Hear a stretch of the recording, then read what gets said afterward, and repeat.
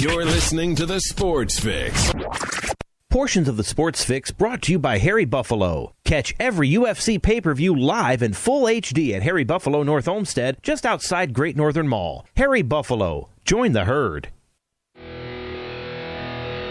Sports Fix listeners, don't wait all day or all week to get in on the fun. The party doesn't stop when we go off the air all week long. The Sports Fix social media sites are your one-stop shop for all things Cleveland sports. Jump over to Facebook.com/TheSportsFix, Facebook.com/TheSportsFix, and become a fan today because we love fans and they create some of the best sports talk in town, Daddy. You'll enjoy talking to your fellow Cleveland sports fans on the Sports Fix fan page. And if Twitter's your thing, well, you know how we do it. Tweet with us at TheSportsFixCLE. It's that simple. Twitter.com/TheSportsFixCLE, baby. Chat live with the crew during all your favorite Cleveland sports events, tickets and contests and trivia and so much more. Get with us today, The Sports Fix on social media, Facebook.com/TheSportsFix. Tweet with us at TheSportsFixCLE. Join the Sports Fix on Facebook and Twitter today.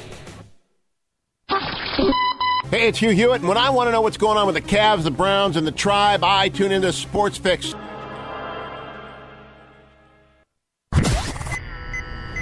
Live in Ohio, it's time to get your fix. The Sports Fix.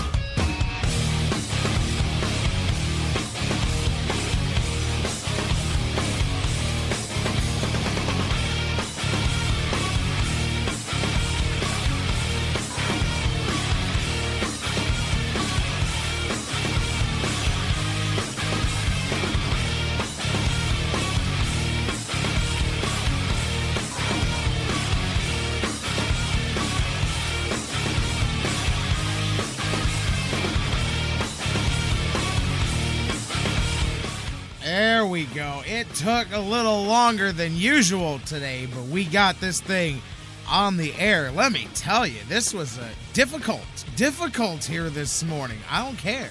I'm feeling good. I don't care. The game may have been on Thursday, but Browns haven't lost yet. So Buckeyes didn't lose. Cavs haven't lost their last game. It's Victory Monday as far as I'm concerned. I'm feeling fantastic, even if I want to punch somebody in the face behind the scenes. Not an actual person, just a mythical person, you know, that I could get my frustration out. This is crazy what I had to go through here. It doesn't matter because we're off and running here on the Sports Fix, and I'm going to curse today's show by telling you that this is scheduled to be a shorter than usual show today, as today is, man, I want to date myself and make me sound old. I'm not really as old as this sounds. I just got a really early start on life, as they say. But today, I mean, this is sad. I don't even know if I want to say this out loud, but my youngest, my firstborn, my ilk, the fruit of my loins, is 16 years old. 16, scary age, man. And it's cool looking back. Like I said, I started really, really early in life, and it is what it is, and I wouldn't trade it for anything. But man, yeah. So just so you know, I'm not exactly old and decrepit, but at the same time, it looks back and yeah, exactly, man. You guys, a lot of you, not a lot of you, but a lot of you that are in the close circle of people that listen to the show have met Jerry at different events. He's interned with us and done a lot of stuff, and of course, all my wrestling people have seen him and known him, watched him since he's grown up. But yeah, man, my guy, 16 years old today, so crazy. So we're gonna do some stuff and let him stay home from school today. Whatever. I'm I'm old-fashioned. I'm like, everyone's like, oh, he should stay home from school. No, he shouldn't. He should go to school. But anyway, I went to school on my birthday. Nobody let me stay home. But then again, I walked uphill barefoot in the snow and all that stuff, too. So the kid's enjoying his day, and it's cool going to the Cavs game tonight. He's going to have some fun there. And let me just tell you, I know firsthand what the secondary ticket market is for Cavs tickets this season, and it's amazing. That's all I'm going to say is I paid more money to send my son to a Monday night Cavaliers early regular season game than I've ever paid to go to a meaningful playoff game. That's all I'm going to say. It's not like it's that much, but it's ridiculous because I'll just tell you that last year I could have got both of these tickets and probably some merchandise thrown in for what I paid for just one of the kids' seats tonight. But he's going to go and watch the Cavs and Anthony Davis and the Pelicans tonight as the Cavs are back home after winning one on the road to end that road trip the other day. So he's going to have a lot of fun tonight, and that's cool. So anyways, that's how my day starts. We're going to shorten things up a little bit today. John McMullen from the Sports Network. He's usually with us today, however, with Philly involved in Monday Night Football tonight. He's covering that, so a little bit of a change on his end of the schedule. So he's going to be with us later on this week. Wednesday, we're circling on the calendar here to get John McMullen back with us. So it's all good. Dan Wismar is going to jump up earlier in the first hour with us from the Cleveland Fan, and it's perfect that way because Dan and I love to talk on Mondays about the Browns and about the Buckeyes and their various weekends. They both took care of some rivalry business this weekend, took care of some needed things, and both made statements in their various ways. How about we're going to get into the Buckeyes, man, but how about what they did? I know a lot of people thought, hey, man, this Buckeyes team can go up there and win, but to go up there and play the way they did, although some bad news come out of that, we'll talk about it a little bit later. If you haven't heard, words come out that Dontre Wilson going to be out for the rest of this season. Most likely bowl time is the soonest that he may be able to get back. Broke his foot in the game, had to have surgery, and he is definitely done for the remainder of the regular season. Substantial time is the word that's being used to describe how long he's going to be out right now. So we'll get you more on that when we can. We'll talk to Dan about that as well when he gets with us here on the show. But definitely bad news, although when you've got guys like Jalen Marshall, you've got these guys that can step in and that are waiting for their opportunities too. That's what it is. It's next man up, as we say. I've got a soft spot for Wilson, even if he did drop the touchdown pass. And who knows, maybe he was injured before that play there. He dropped that touchdown pass right there. Buckeyes, that score could have been even larger than it was. We're going to talk to Dan Wismar from the Cleveland Fan about all of that. We'll go around the NFL here. We'll do that here, starting things off in just a few moments. A lot of things happened to set up where we are today. Browns didn't just win the other day. They weren't just temporarily elevated into first place thanks to the New York Jets. The Jets of all teams. The Jets took care of the Steelers yesterday, held on to win that game, and with that, voila, wave of the magic wand for the first time in nearly 20 years this late in the season. The Cleveland Browns sit. It's not week 2. It's not 2-1 or 1-0 or one of those ridiculous early season. This late in the season, first time that long, the Browns now sit alone atop the division. Nothing. Let me just start by saying this. Nothing is won on Monday, November 10th of any football season. I'm the first one to tell you that. But that being said, let me start your day off with a good statistic. Teams in the Browns' position with their winning percentage as of this day, as of week 10 here in the regular season, for the NFL as a whole, almost 76% of the teams make the playoffs. So history is on the side of the Cleveland Browns, but that means nothing. That nobody hands you anything for history. History is made to be broken. That means you still have a 25% chance of not making the playoffs. They still have a schedule to navigate. Let's just, keep both feet on the ground. But the odds do favor the Browns, that if they can go out there and play the way they have so far, if they can finish this season strong, that they will be able to do something that the Browns haven't done in over a decade. And then maybe do something that they haven't done in more than 2 decades and actually win one of those and get some things rolling here. But we'll get into all of that here coming up.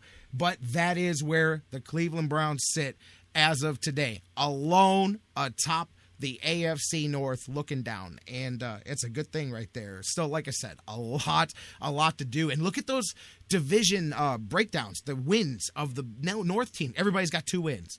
Everybody's got varying losses because they all haven't played each other yet. But just like I was talking about the other day, I'm telling you, in the division, it's going to be a race to whichever team gets the 3rd and or 4th in-division victory there is going to be the team that wins this thing. I mean, it's so competitive, and the parity right there between all the teams. I can totally see I don't know what else is scheduled. I haven't looked at the last week of the season, but I could totally see the Browns and the Ravens, if both of those teams, if this division plays out the way a lot of people do, those division games on that last day will probably go a long way to determining the playoffs and the division and or wild card for whichever teams. Because I could see the Browns and the Ravens being flexed to the Sunday night game. No doubt about it. I saw they were joking last night on the broadcast if they could flex out of the second half of that game. Man, Aaron Rodgers. We'll talk about it in a minute, but man, Aaron Rodgers went to town last night. Man, he was making it look easy in the first half of that thing. But anyways, back to the Browns. Here they sit, as we said, first time in 20 years, first place, atop of the division. What does that get you? Just going to keep it real? That gets you the Houston Texans coming up this weekend and a chance to either be 6-4 and or 7-3 when you get, hey, a week from today, Josh Gordon walks back into practice for the first time.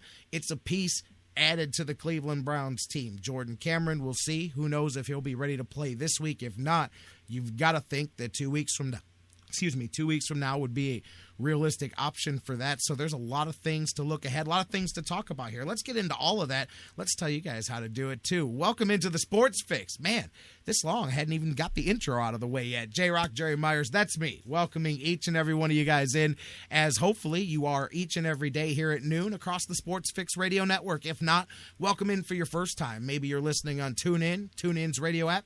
Maybe you're listening on Spreaker and Mixler and their respective digital applications, or perhaps you're enjoying the show right on the home base, thesportsfix.net. Thank you guys so much for being a part of it with us here. And also, welcome in each and every one of you that listen 24/7 around the world, thousands of you on digital delay on iHeartRadio, the world's largest internet radio provider, on iTunes and Stitcher Radio and SoundCloud and all the other places that you download and subscribe to the show. Thank you guys so much. I say it all the time, but I mean it. Thank you for being here with us, as always, on the Sports Fix. Dan Wismar joining us just a little bit from now. I want you to join us too, baby, because that's how we do it. They give me the microphone. We give you the voice. This is your show, our show. We do this thing together. So drive the ship. 216-539-7535 is the number to call. Phones are open. 216-539-7535. If you can't get to the phones, that's cool. Do it on social media. Facebook.com/TheSportsFix. Tweet with us at TheSportsFixCLE. You can email us, TheSportsFix@AOL.com. Again, Facebook.com/TheSportsFix.